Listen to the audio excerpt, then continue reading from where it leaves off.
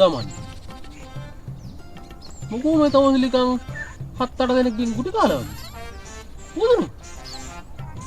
ඒක කර. ඕ කඩේ මුදලාලි. කඩේට ආවා කියලා. මම පොලිසියට වලට දුන්නානේ. කඩේට ආවා කියලා. කඩේට ආවට පස්සේ බම් මොකටද බම් මිනිසුන් අල්ලලා දෙන්නේ? උට දෝදුද? නෑ මේ රෑවිලා ආවා කියලානේ මාව අල්ලලා දුන්නේ. රෑවෙලා ගියා කියලා. ඇයි යකෝ? උගේ කඩේ ගන්න වෙලාවක් තියනවද? රෑවෙලා කියලා. හරිද උඹ කීයටද ගියේ කියහන් කරේ? රෑ 11ට විතරනේ ගියේ. ඒකනේ අල්ලලා දුන්නේ. 11ට විතර.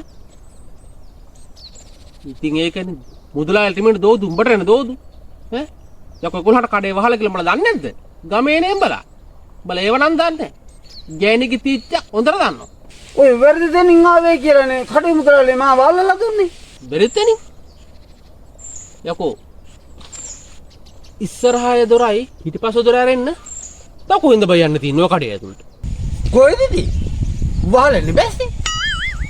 ටිකක් වෙලා ඉඳලා යන්න ගිහලා වාඩිලා හිටියා. කොහෙද ඉතින් මුදලාලියක මට නිින්ද යන්නේ? ඕ මොකද ප්‍රශ්නේ? ඈ යකෝ තෝ පොරකමෙට පොලිසියට ගාන මම මේක මට බලන්න. ඒ යකෝ පොරකමෙට